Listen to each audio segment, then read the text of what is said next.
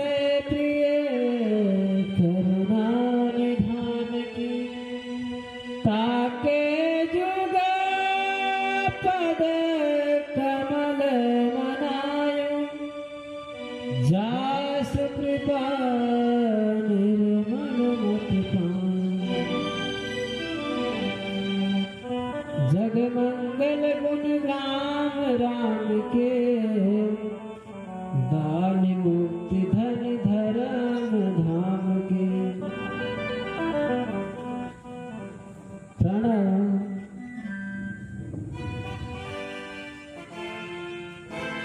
समुपस्थित संतवृंद भगवत सुधा प्राण महानुभाव अनंत कोटि ब्रह्मांड नायक अकारण करुणालय बंदालय भक्त वांछा कल्पतरु भक्त वत्सल शरणागत वत्सल अनन्य गुणगण निलय प्राकर ब्रह्म सर्वेश्वर सर्व सामर्थ्य श्री मर्यादा पुरुषोत्तम भगवान श्री राम की महती करुणा कृपा से श्री झारखंडे नाथ महादेव की महती अनुकंपा से श्री अनंत बलवंत श्री हनुमतलाल महाराज की विशेष अनुग्रह से भगवान के मंगलमयी चरित्रों का कथन और श्रवण करने का सौभाग्य प्राप्त होता है, सुअवसर प्राप्त होता है।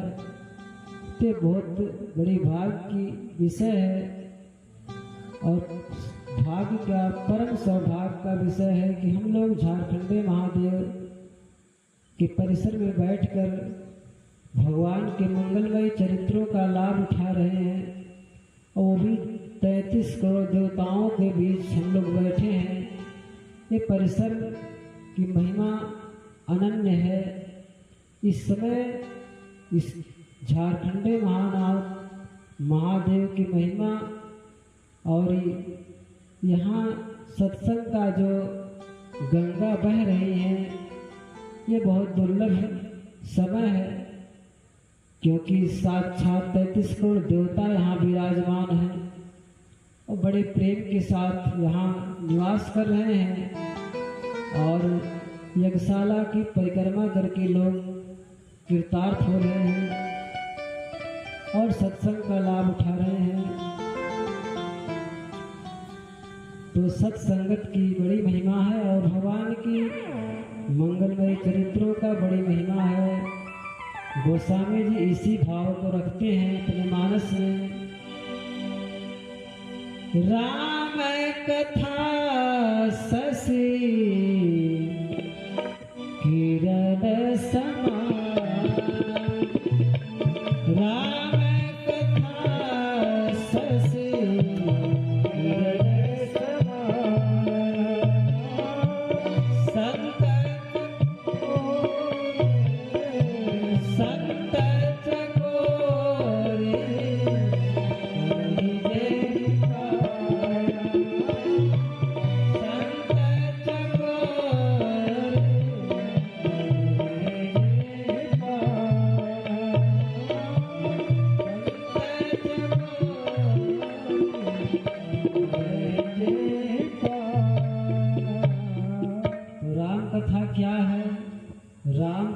ससमा ने चंद्रमा होता है। राम कथा चंद्रमा की तरह शीतलता प्रदान करने वाली है। राम कथा शशि किरण समाना, संत चकोर करहि जेहि पाना। और संत जो है चकोर पक्षी की भांति बिना हिले डुले प्रसन्नचित होकर के पान करते हैं। संत चकोर करहि जेहि पाना, राम कथा सुंदर करता, राम कथा सुंदर करता,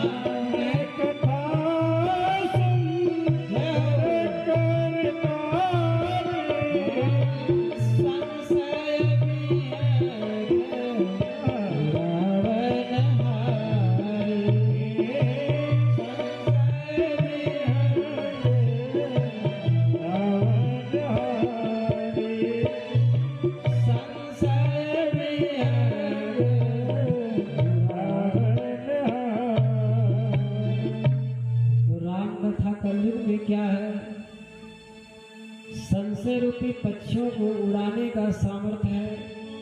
जो हृदय में संशय उत्पन्न होता है, ऐसे संशयों को राम कथा श्रवण करने से सारा संशय का निवृत्ति हो जाता है, सारा संशय दूर हो जाता है। तो राम कथा कितना महिमा कही जाए। राम कथा कली अभिमत दाता, राम कथा कली अभिमत दाता, हित परलोक लोक हित माता, राम नाम कली अभिमत दाता,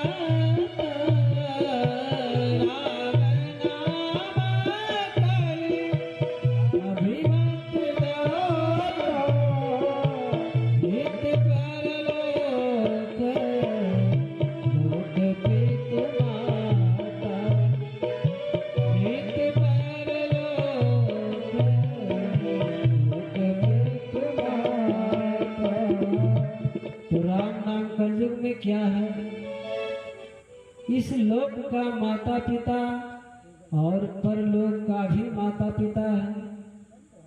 तो इतना सुगमता कलयुग भगवान किए हैं कि सादर सादर नाम जपत मन लाए, होय सिद्धि अनमादिक पाए। साधक सादर साधक, तो साधक के लिए बता रहे हैं, साधक नाम जपहि लो लाए, होय सिद्धि अनमादिक पाए। यदि साधक प्रेम के साथ भगवान का नाम का स्मरण करते हैं तो अनमादिक सिद्धियों को पा जाते हैं और स्वयं को सिद्ध हो जाते हैं। जो कुछ पाना चाहे भगवान के नाम के बल पे सब कुछ प्राप्त कर सकता है, क्योंकि नाम कल्प तरु। गोस्वामी जी कह रहे हैं कि नाम कल्प तरु है। जिस तरह कल्प वृक्ष के नीचे बैठने वाला जो भी मांग करेगा उसकी सारी आवश्यकताओं की पूर्ति हो जाएगी, कुछ सारी वस्तुएं दुर्लभ नहीं सुलभ हो जाएगी, सब कुछ प्राप्त कर सकता है। उसी तरह नाम महाराज की कृपा से सब कुछ मिल सकता है। बंदौ जासु नाम गिर जाऊं, बंदौ जासु नाम गिर जाऊं, बंदौ जासु नाम गिर जाऊं, बंदौ जासु नाम गिर जाऊं, प्रथम पूजियत नाम प्रथम पूजियत नाम प्रथम पूजियत नाम। गणेश जी की जो महिमा आज संसार में व्यापित है, तो वही गोस्वामी जी कह रहे हैं, बंदौ जासु नाम गिर जाओ। पार्थिव जी के पुत्र गणेश जी, प्रथम पूजियत नाम प्रभाव। नाम के स्मरण करते रहने से, नाम का आश्रय पूर्ण रूप से समर्पित भाव से लेने से वो पूरे जगत में प्रथम पूज्य बन गए। उनका प्रथम स्थान है। सबसे पहले पूजन होता है तो गणेश वंदन और पूजन होता है। तो ये नाम का महिमा है। और शिव जी से ज़्यादा राम नाम की महिमा कौन जानता है। एक बार शिव जी बासुकी नाग से, जो शेष नाग जिसको हम कहते हैं, तो बासुकी नाग से यह प्रश्न करते हैं कि आप कृपा करके हमारे गले का हार बन जाइए। तो उन्होंने बोला क्यों? कहा इसलिए कि हम अकेले भगवान राम नाम का कीर्तन करता हूँ, यदि हम दो हो जाएंगे तो बड़ा आनंद आएगा। इसलिए जो श्लोक है, नागेंद्र हाराय त्रिलोचनाय भस्मांगरागाय महेश्वराय, इसलिए श्लोक है। शंकर जी कहते हमारे गले का आप हार बन जाइए और हमारे गले की शोभा बढ़ जाएगी, साथ साथ कीर्तन करने में बड़ा सुख मिलेगा। कीर्तन में संख्या अनेक होनी चाहिए। ध्यान करने के लिए केवल शांति और एकांत का रहना जरूरी है, लेकिन भगवान का कीर्तन सामूहिक किया जाता है। तो इसलिए कीर्तन करने के लिए 2-3 लोग रहे तो कम से कम कोई हारमोनियम ले लिया, कोई ढोल ले लिया, कोई तबला ले लिया, कोई झाल ले लिया, तो कीर्तन में सुख मिलता है। तो शेष भगवान बड़ा प्रसन्न हुए और भगवान शंकर जी के गले का हार बन गए। सभी लोग देखते हैं शिव जी के गले में सांपों का माला भगवान पहने रहते हैं, तो वो साधारण कोई सांप नहीं है। बासुकी नाग शेष भगवान छोटा सा रूप धारण करके भगवान शिव जी के गले में विराजमान है। यानी भगवान शिव के दर्शन के साथ साथ शेष भगवान का दर्शन होता है। इसलिए हमेशा जहाँ भी हम गुजरात में देखते थे, जहाँ शिव जी का मंदिर है, तहाँ शिवलिंग के ऊपर नागराज का तांबे का, कहीं चांदी का आकार में बनाकर रखा रहता था। तो वो जो आकार कोई और नहीं, साक्षात बासुकी नाग और शेष भगवान के गले में विराजमान है। तो ये महिमा तो दोनों मिलकर इतना कीर्तन करते हैं। शेष भगवान तो इतना कीर्तन करते हैं कि नाम जपते जपते उनको इतना लालच आ जाती है कि एक क्षण वो नाम से अलग नहीं रह सकते। 1000 नित्य नियम से 1000 नामों की रचना करते हैं। यानी भगवान के नए नामों का 1000 रोज रचना करते हैं। तो शेष भगवान की ये खासियत है, और बाकी समय पुराने नाम को जपते रहते हैं, लेकिन एक दिन उनका समय खाली नहीं जाता है। वो भगवान का 1000 नया नाम की रचना करते हैं। तो शेष भगवान का नाम ही शेष भगवान क्यों है? क्योंकि धरती का जब प्रलय हो जाता है, सब कुछ लय हो जाने के बाद, प्रलय हो जाने के बाद जिसका शेष माने यही होता कि शेष बच जाए। जैसे सवाल सब लोग हल करते हैं, शेष इतना, शेष 2, शेष 3, शेष माने बच जाना।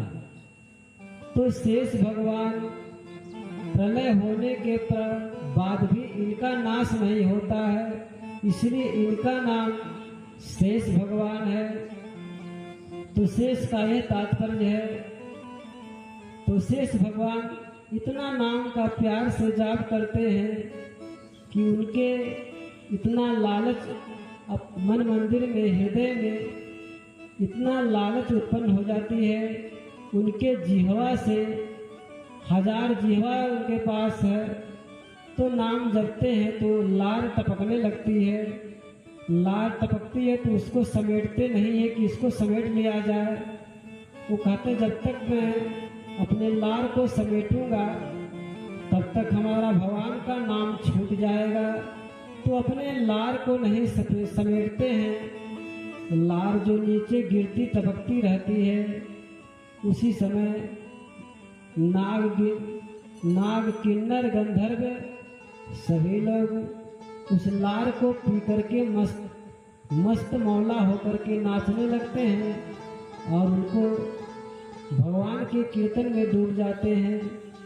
तो इतना भगवान के नाम के प्रेमी हैं। और महादेव भी राम नाम के बहुत प्रेमी हैं, क्योंकि काशी में जो जीव मरता है तो भगवान राम का खड़ाक्षर मंत्र प्रदान करके उस जीव का उद्धार महादेव कर देते हैं। तो राम नाम की इतना महिमा है।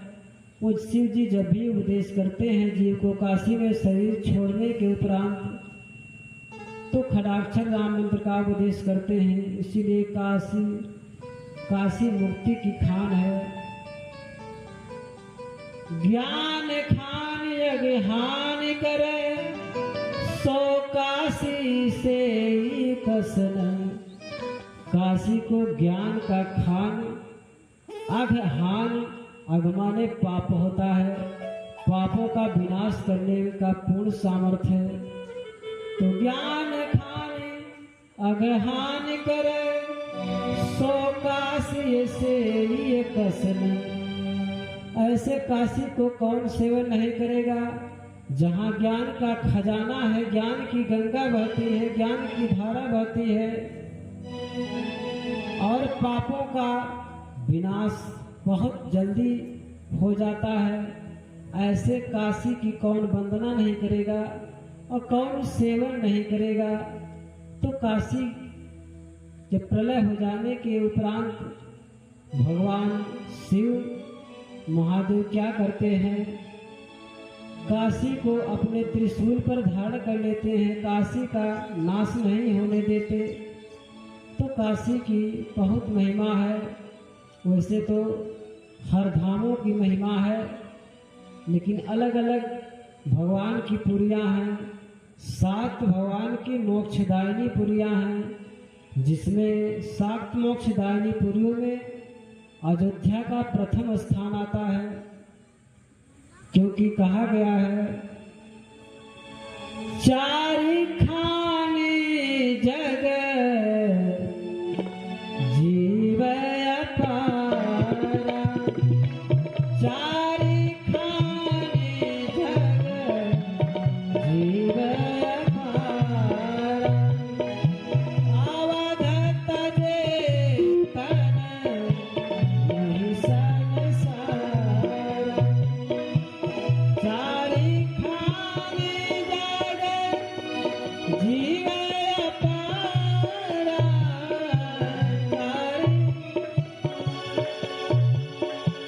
जीव अपारा,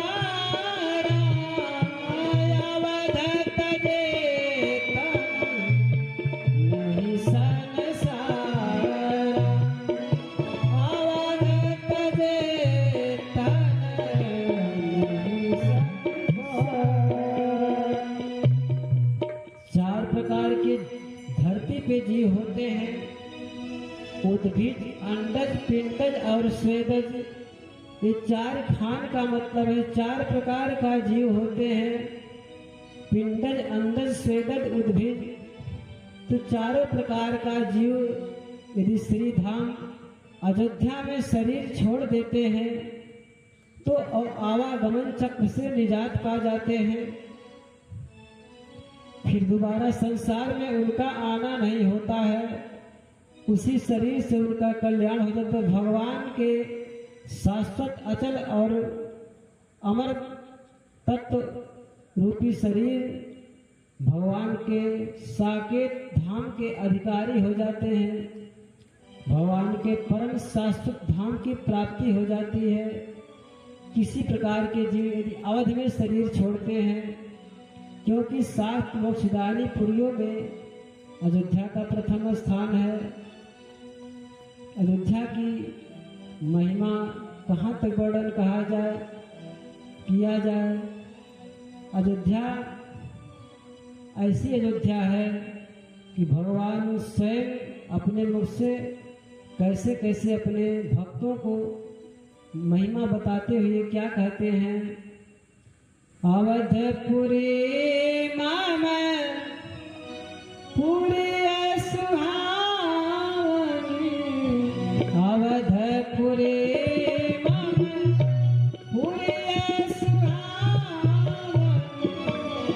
उत्तर दिश सर जो बह पावनी, उत्तर दिश सर जो बह पावनी, अवधपुरी पूरी सुहावनी, उत्तर दिश सर जो उत्तर दिश सर जो बह पावनी, उत्तर दिश सर जो बह पावनी। तो अयोध्यापुरी भगवान स्वयं कहते हैं अवधपुरी ममपुरी सुहावनी, उत्तर दिशे सरजू बह पावन। अवधपुरी इतनी सुंदर है, भगवान कहते हैं हमको इतनी प्यारी है कि इसके उत्तर में सरजू मैया बह रही हैं कि जाम जनते बिनहि प्रयास, जाम जनते बिनहि प्रयास, हम समीप नर पावै बास, हम समीप नर पावै बास, जाम जनते बिनहि प्रयास, जाम जनते बिनहि प्रयास, हम समीप नर पावै बास, नर समीप नर पावै बास। भगवान कह रहे हैं अयोध्यापुरी इतनी सुहावन है कि उत्तर दिशा में सरजू मैया बह रही है, उनमें साष्टांग प्रणाम करने से और मज्जन करने से सारे पाप नष्ट हो जाते हैं और भगवान के धाम का वो बासी साकेत बासी हो जाता है वह जीव। इतनी जो है भगवान की अयोध्यापुरी की इतनी महिमा है, जितना कहा जाए उतना कम है। हमारे समक्ष अयोध्या धाम से पधारे हुए श्री परम आदरणीय हमारे गुरुदेव के नाम से वो आश्रम है श्री सुतीक्षण आश्रम के महंत पधार चुके हैं और एक कैलेश्वर नाथ महादेव के आश्रम से एक संत जो पधार कर सभी भक्तों को दर्शन दे रहे हैं। ये बड़ी सौभाग्य है कि संतों का समागम हो गया, इसीलिए संत समागम की बड़ी महिमा है। संत समागम हरि कथा जग में दुर्लभ दो, दारा सुत जो लक्ष्मी पापी के घर हो। तो संतों का समागम बड़ा दुर्लभ है, उसके साथ साथ हरि कथा भी दुर्लभ है। तो भगवान का कथा प्राप्त होना ये कोई आसान नहीं है। जब द्रवहि दीन दयाल राघव साधु संगत पाइए, राघव जी दया करते हैं तो संतों का सानिध्य मिलता है, संतों का समागम मिलता है। जहाँ संत समागम हो जाता है वही प्रयागराज की महिमा आ जाती है। मुद मंगलमय संत समाजू, मुद मंगलमय संत समाजू, जो जग जंगम तीरथ राजू, जो जग जंगम तीरथ राजू। मुद मंगलमय संत समाजू, मुद मंगलमय संत समाजू, जो जग जंगम तीरथ राजू, जो जग जंगम तीरथ राजू। तो मुद मंगल में संत समाजो, जो जग जंगम तीरथ राजू। जहाँ संतों का समागम हो जाता है, जहाँ संत उपस्थित हो जाते हैं, वहाँ प्रयागराज तीर्थ हो जाता है। ऐसा गोस्वामी जी संतों की महिमा में दर्शाते हैं। तो संत की महिमा अपरिमित है, क्योंकि संत के माध्यम से जीव भगवान तक पहुंचता है। तो ये सोचिए, भगवान स्वयं नहीं ये दर्शन देते हैं, उस संतों को गुरुओं के पास भेजते हैं कि उनके माध्यम से हमारे तक कोई पहुंच सकता है, अन्यथा नहीं पहुंच सकता है। संतन की महिमा रघुराई, बहुत विधि वेद पुराण गाई। संतों की महिमा भगवान राम स्वयं अपने मुख से बार बार गायन करते हैं, बार बार भक्तों को चेताते हैं कि संतों को अनंत रूप के समान मानना चाहिए। मानहु संत अनंत समाना, संतों को अनंत रूप में जानना चाहिए, क्योंकि संत का हृदय बहुत कोमल है। संतों का अपमान भगवान नहीं सह सकते हैं। अमरीश प्रसंग में यही आया है कि भक्तों का अपमान भगवान नहीं सहते हैं। जो भक्त का अपमान करता है तो राम जी का रोष लगता है। इसलिए संतों के प्रति कभी अहित की भावना, कुटिल भावना नहीं रखना चाहिए। ठाकुर जी बहुत जल्दी भक्त अपराध को स्वीकार करके उसे दंड देने लगते हैं और उसको प्रायश्चित लग जाता है। भक्तमाल में आया है, यदि संत को कोई दूध का छिलका उठा करके और आक्रोश में प्रहार करना चाहता है तो उसको कई जन्म का प्रायश्चित लग जाता है। तो संतों की इतनी महिमा है, तो संतों के प्रति अपनी भावनाओं को सुकोमल रखते हुए व्यवहार करना चाहिए। कैसे व्यवहार करना चाहिए इसको ध्यान रखना चाहिए।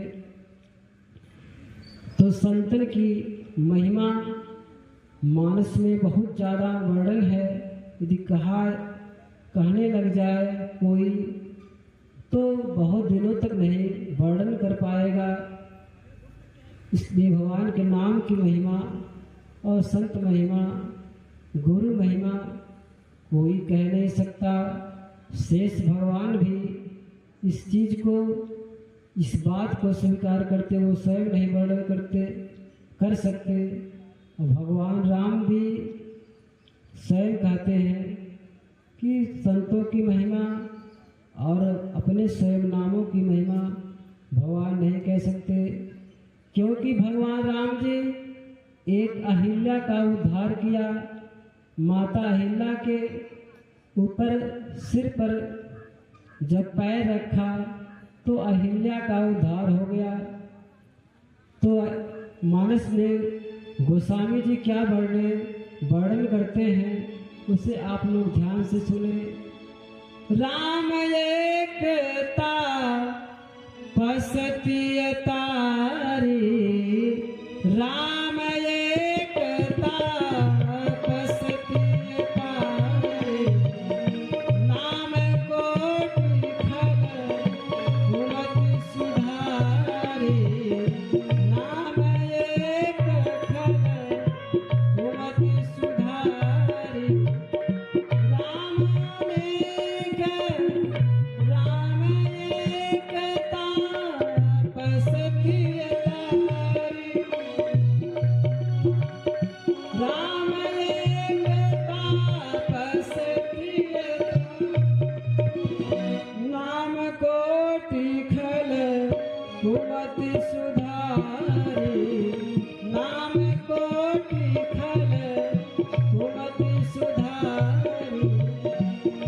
भगवान का मंगलमयी नाम, भगवान स्वयं एक अहिल्या का उद्धार किए, लेकिन भगवान का मंगलमयी नाम कोटि माने करोड़ों दुर्बुद्धि वाले इंसान को सद्बुद्धि में बदल दिया।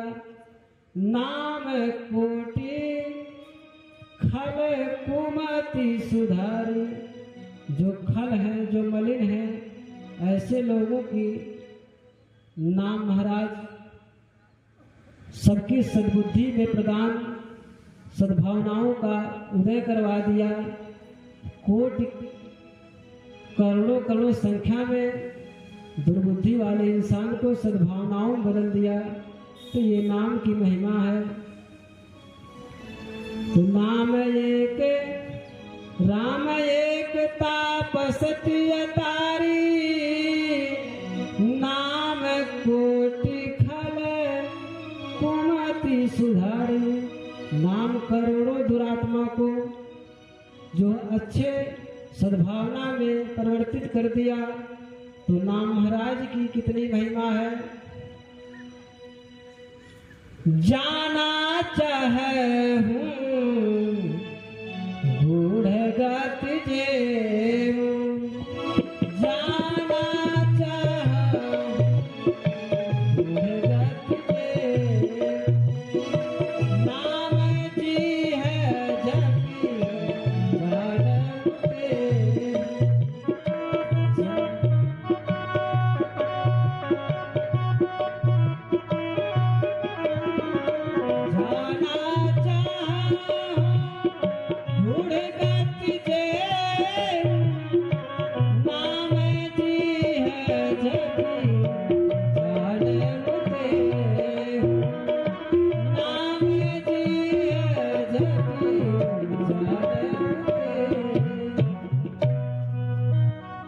यदि कोई भगवान के गहराई को छूना चाहता है, ठाकुर जी की प्राप्ति करना चाहता है, जाना चाहरी गूढ़ गति जेऊ,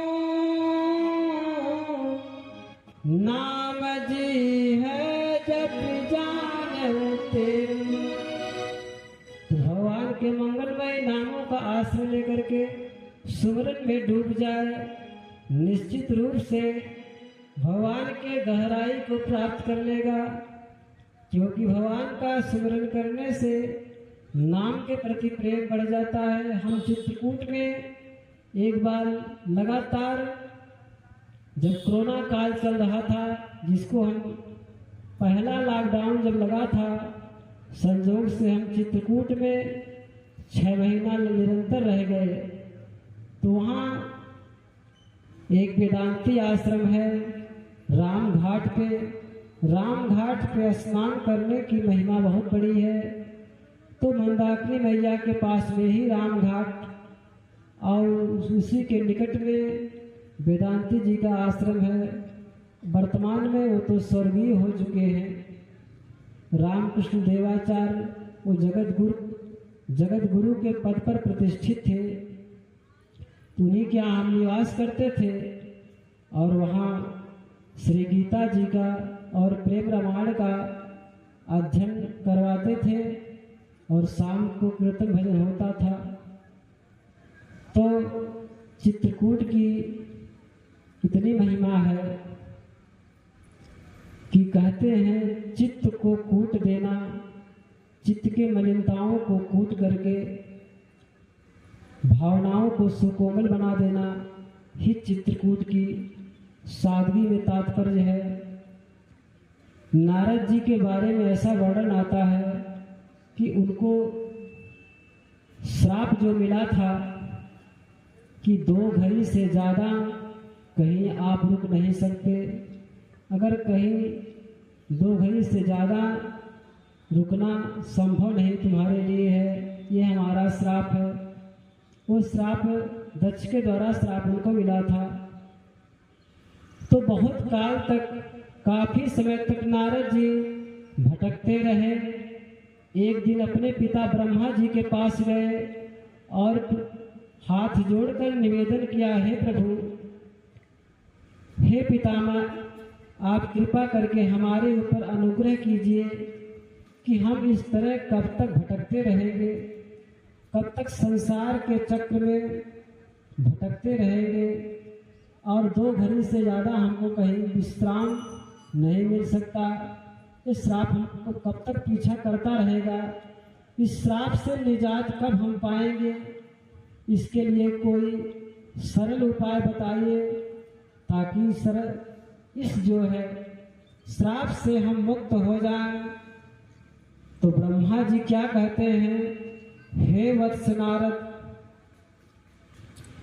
इस सबसे सरल उपाय यही है कि तुम चित्रकूट जाओ, चित्रकूट में मंदाकिनी स्नान करो, स्नान करके कामदगिरि भगवान की प्रदक्षिणा करो और मस्त गजेंद्र नाथ महादेव का दर्शन करो, तुम्हारे पाप तत्काल भस्म हो जाएंगे, तुम जो है श्राप से मुक्त हो जाओगे। तो नारद जी ने ऐसा ही किया।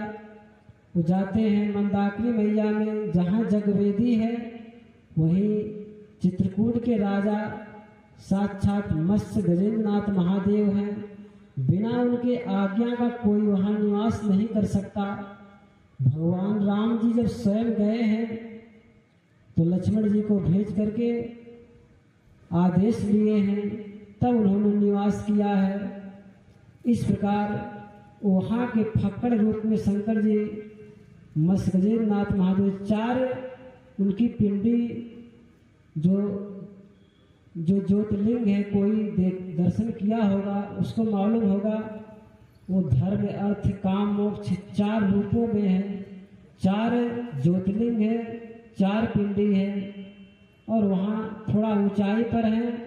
तो मंदाकिनी स्नान के बाद सीढ़ी द्वारा चढ़ करके भक्त लोग जल चढ़ाते हैं और उनका दर्शन का लाभ उठाते हैं। यदि चित्रकूट का कोई वास पाता है तो उन्हीं की कृपा से वो रह सकता, बिना उनके आदेश का कोई रह नहीं सकता। तो चित्रकूट एक बार हम तो यही कहेंगे, बृहत रामायण में इतना वर्णन आया है, चित्रकूट चर्चिता एक ग्रंथ है उसमें वर्णन आया है, चित्रकूट चंद्रिका ग्रंथ है उसमें वर्णन आया है कि एक बार हर जीव को चित्रकूट पहुंचना चाहिए और मंदाकिनी स्नान करना चाहिए, मत्स्य गजेंद्र नाथ महादेव का दर्शन करना चाहिए और जलाभिषेक करने के बाद फिर प्रदक्षिणा कामदगिरि भगवान को, जिस पर्वत पर ठाकुर जी वनवास काल का काफ़ी समय बिताए, तो कामदगिरि पर्वत पर वहीं पर रह करके बिताए। इसलिए कामदगिरि पर्वत को साक्षात भगवान का रूप माना जाता है। वो साक्षात राम ही एक रूप से कामदगिरि के रूप में उपस्थित हैं। इसलिए कामदगिरि का परिक्रमा करना साक्षात राम जी की परिक्रमा करने के बराबर है, क्योंकि एक रूप में ठाकुर जी हमारे राम जी वहाँ बराबर निरंतर निवास करते, कभी छोड़ते नहीं हैं। क्योंकि हर परिकर जो रामायण में वर्णन आया है, रामचरितमानस में जितने परिकर हैं सब एक रूप से वहाँ निवास करते हैं। जब भरत जी मनाने गए थे राम जी को, जहाँ भरत मिलाप हुआ है, तो वहाँ की शिलाएं पिघल करके, पत्थर जो पिघल करके, जो भगवान जहाँ जहाँ भरत जी और राम जी पैर रखे हैं वो सारे निशान आज भी दिखाई देते हैं। सभी लोग चल चिन्हों का दर्शन करते हैं और पत्थर पिघल गई है तो भरत जी वहाँ कुछ दिन निवास करते और कहते मैं अयोध्या से आया हूँ तो बिना सरजू मैया का हम नहीं रह पाएंगे।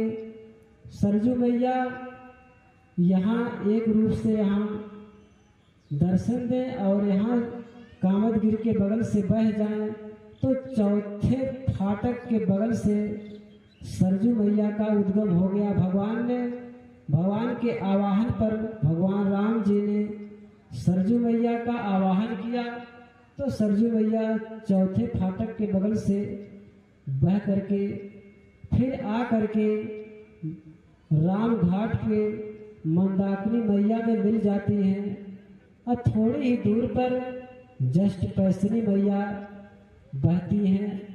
अब तो उनका जल नहीं दिखाई पड़ता है, वो ब्रह्मकुंड से निकल करके दूध की धारा निकली है, उनका साक्षात दूध के रूप में वो बहती थी पहले, अब तो लुप्त हो गई, दिखाई नहीं पड़ती, लेकिन उनकी धारा का वो जगह उसी तरह पड़ी है। वो निशान जितना 90 फुट चौड़ा लोग बताते हैं वो धारा आज भी विराजमान है। वो पैसनी मैया की धारा जा करके साक्षात वही मंदाकिनी मैया राम घाट में मिल गई है। तो राम घाट को राघव प्रयाग कहा जाता है। 3 नदी का संगम होने से उसे राघव प्रयाग कहा जाता है। तो इतनी महिमा है राघव प्रयाग की, तो इसलिए राम घाट स्नान का बड़ी महिमा है।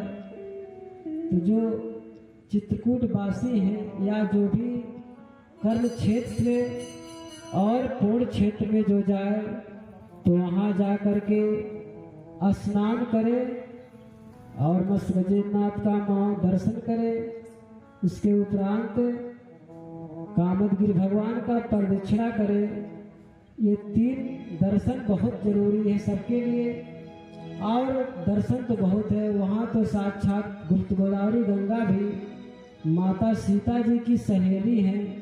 वनवास होने के उपरांत उनको पता चला हमारी सहेली चित्रकूट में वास कर रही हैं, उनका वनवास हो चुका है, तो अपने सहेली से अपने पिताजी के चोरी से मिलने गई थी और उन्होंने मिल करके एक रूप से भगवान के प्रार्थना पे वहाँ वह रह गई। तो मंदाकिनी मैया का भी बहुत सुगमता से दर्शन होता है, भक्त लोग जाकर के दर्शन करते हैं, वो विराजमान हैं। और सब तीर्थों का जल भरत जी जिस कुएं में जिस कूप में डाला था, तो सब तीर्थों का जल के रूप में परिणित होकर के आज भी लोग जल को पीते हैं और स्नान करते हैं। वो सारे तीर्थों का स्नान का फल मिल जाता है।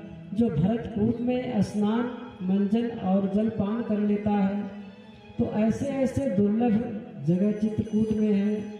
रामचरितमानस में जितने परिकर बताए गए हैं, दिए हैं, सारे परिकर चित्रकूट में एक रूप से निवास करते हैं। हनुमान जी जब प्यासे हुए लंका से आए थे, ऐसा बताया जाता है, तो हनुमान जी प्यास से व्याकुल थे, तो राम जी ने एक बाण को मारा है।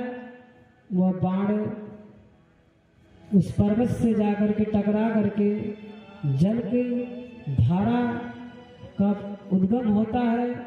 उस धारा को हनुमान धारा के नाम से जानते हैं। तो आज वह जल जब से भगवान बाण मारा है, उसी प्रकार निरंतर जल धारा हनुमान धारा के नाम से बह रही है। वही पर्वत पर हनुमान जी जल को पी करके वहीं सो जाते हैं। तो हनुमान धारा की ये महिमा है। और काफ़ी सीढ़ी को चढ़ना पड़ता है तो दर्शन होता है। तो जो शरीर से मजबूत हैं वो चढ़ करके दर्शन करते हैं। और उनका जो हनुमान धारा के नाम से जल निकलता है वो बहुत सुंदर शीतल मंद सुगंध बहुत मीठा जल है। बेसन का लड्डू वहाँ ऊपर खूब बिकता है और भक्त लोग खा करके हनुमान धारा का जल को पीते हैं। इतना सुंदर जल लगता है कि वैसा जल दुर्लभ जल पृथ्वी पर मिलना मुश्किल है, क्योंकि भगवान राम जी बाणों के प्रहार से हनुमान धारा के नाम से वो जल को निकाला था। तो आज भी जल निरंतर बह रहा है। पतली सी धारा हमेशा गिरती रहती है, लेकिन बहुत शीतल और बहुत ठंडा, इस गर्मी में तो और ठंडा रहता है। तो चित्रकूट की इतनी महिमा की हर जीव को श्राप लगा हुआ है। ऐसा कोई है नहीं जिसको कहीं न कहीं से श्रापित, कहीं कहीं से श्राप का भागी न हो। कोई घर में ही श्राप देता है, कोई बाहर में कोई त्रुटि होती तो वहाँ श्राप मिल जाता है, किसी जीव प्रति अपमान होने पर श्राप मिल जाता है। तो श्राप की छाया में लगभग सभी है।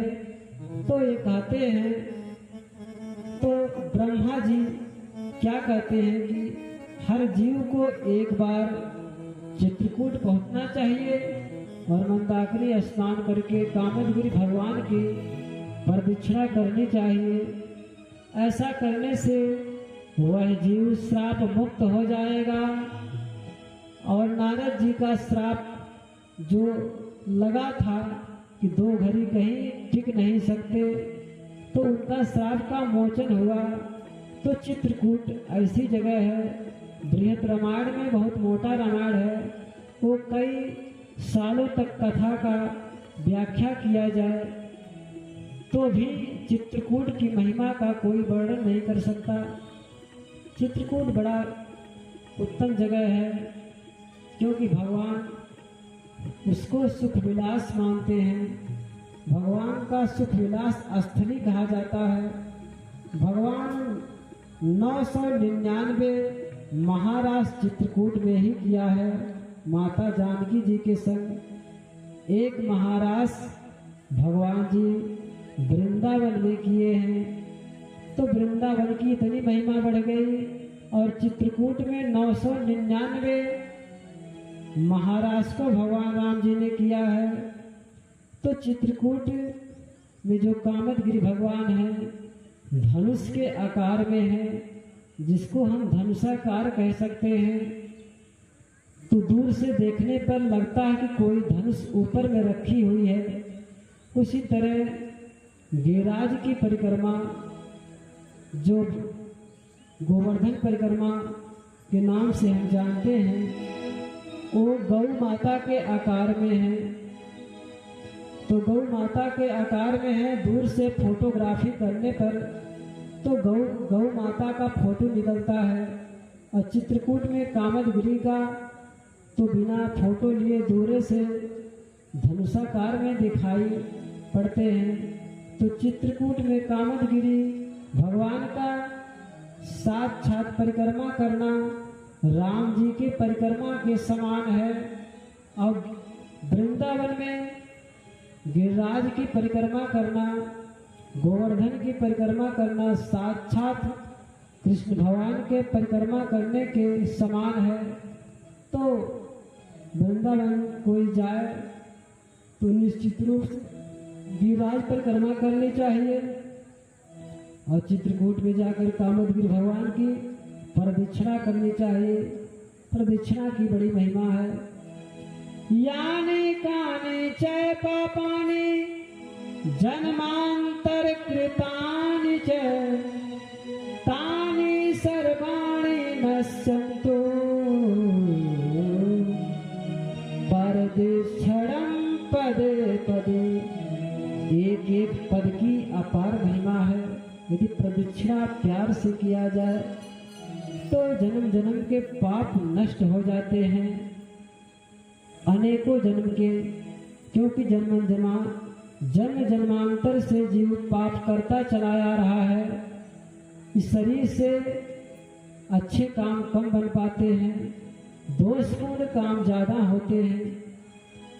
तो चित्रकूट ऐसी जगह है, वृंदावन ऐसी जगह है, गिरिराज ऐसी जगह है, वहाँ जाने से पापों का विनाश हो जाता है। यहाँ तक कहते हैं, कर्म क्षेत्रे कृतं पापम पुण्य क्षेत्रे विनश्यति, पुण्य क्षेत्रे कृतं पापम वज्रलेपम भविष्यति। जो हम कर्म क्षेत्र में पाप करते हैं तो वो पाप पूर्ण क्षेत्र में पहुंचने के बाद, यानी कि भगवान के शाश्वत चित्रकूट धाम, अयोध्या धाम, काशी बनारस, जो भगवान की सप्त मोक्षदायिनी पुरियां हैं, ऐसे पुरियों में जाने से पापों का मोचन हो जाता है, पापों का विनाश हो जाता है।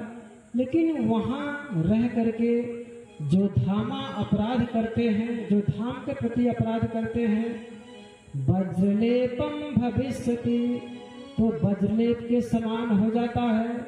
इसलिए धाम क्षेत्र में बहुत विचार कर रहना चाहिए और निश्चित रूप से भजन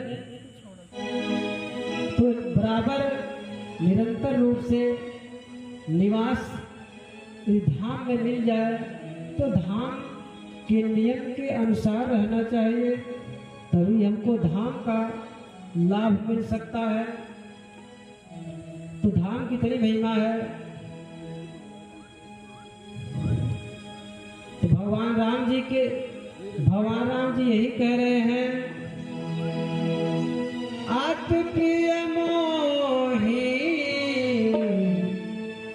यहाँ के बासी, आत्प्रिय मोहि यहाँ के बासी, मम धाम दारी सुख रासी, मम धाम दारी सुख रासी, आत्प्रिय मोहि यहाँ के बासी, आत्प्रिय मोहि यहाँ के बासी, मम धाम दारी सुख रासी, मम धाम दारी सुख रासी। यहाँ के वासी, अयोध्या धाम के निवासी हमको अत्यंत प्यारे हैं, इतना प्यारे हैं, यहाँ अतिशयोक्त अलंकार हो जाएगा। तो अयोध्या धाम की इतनी महिमा है, उसी तरह वृंदावन धाम की बड़ी महिमा है। वहाँ निवास करना, वहाँ के जो वासी हैं भगवान कृष्ण को अत्यंत प्यारे हैं, क्योंकि बाल लीला उन्होंने कितना सुंदर वहाँ रचाया है। तो अनेक प्रकार की लीला वहाँ रचाने से तो वहाँ की अपरिमित महिमा है। तो एक बाल रूप में भगवान कृष्ण की आप लोगों सामने एक भजन प्रस्तुत करते हैं, साथ साथ आप लोग भी गाएंगे तो बड़ा अच्छा होगा। मैया तेरो कान्हा सयाना, मैया तेरो कान्हा सयाना, हाय राम सिखा दधी चूरा, हाय राम सिखा दधी चूरा, मैया तेरो कान्हा सयाना,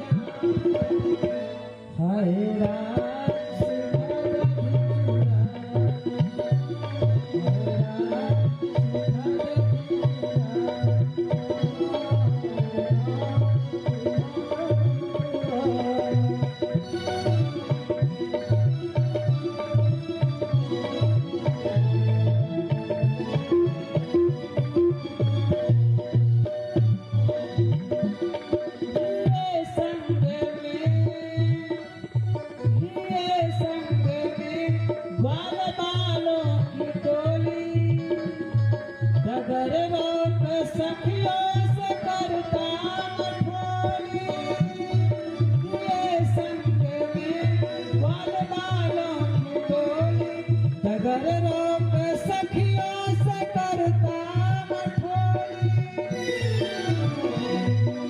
झांकू है ये जैसे पुराना, हरा सीधा गधी चुराना, हरा सीधा गधी चुराना।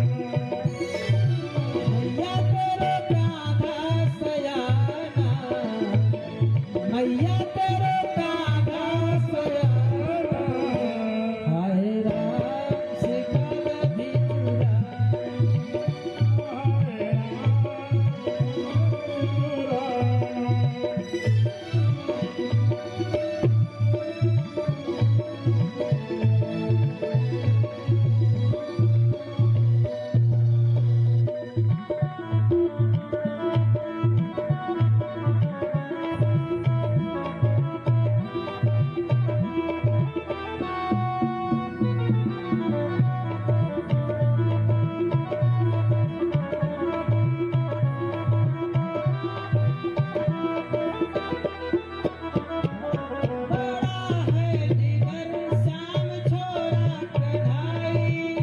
माखन को खाई और मिश्री गिराई, बड़ा है निडर शाम छोरा कन्हाई, माखन को खाई और मिश्री गिराई। मैया जरा इन्हें समझाना, मैया जरा इन्हें समझाना, आए राम सिखा दधी चुराना, आए राम सिखा दधी चुराना। मैया तेरे कांधा सयाना, मैया तेरे कांधा सयाना, आए राम सिखा दधी चुराना, आए राम सिखा दधी चुराना।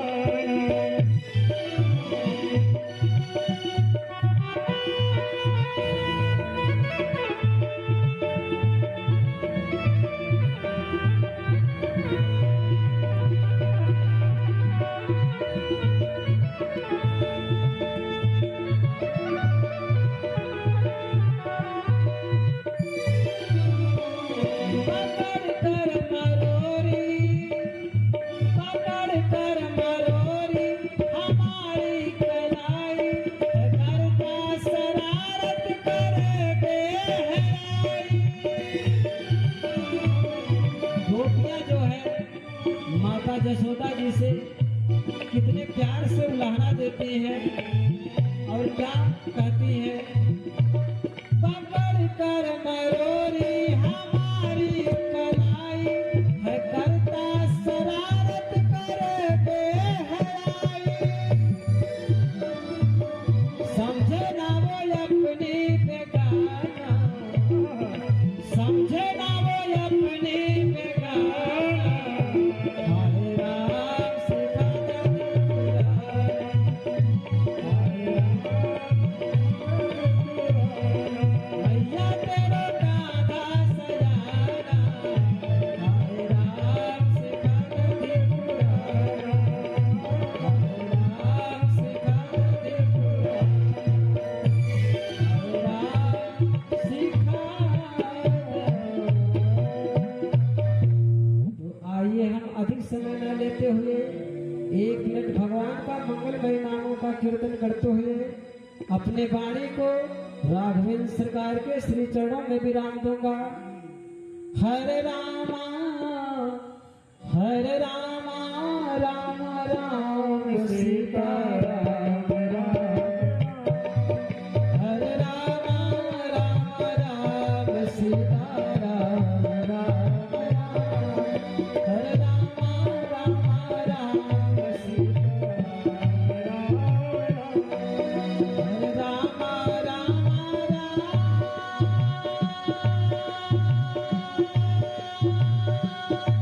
सीता राम राम राम,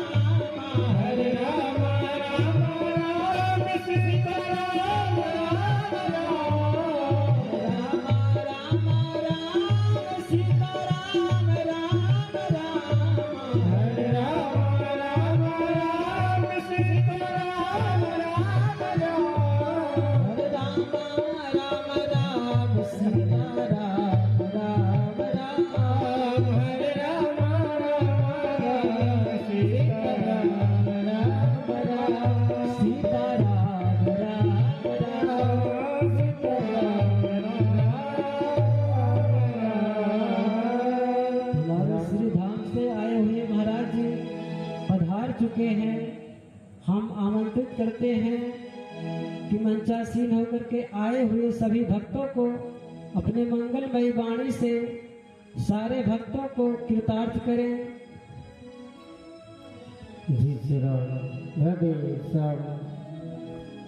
आइए एक छोटी सी लाइन में सभी लोग भगवान के चरणों में हाजिरी लगाएंगे। तुरंत बाद हमारे महाराज जी मंचासीन हो रहे हैं। जहाँ तक मेरी आवाज जा रही है, जो भक्त अभी तक नहीं आए आने की कृपा करें।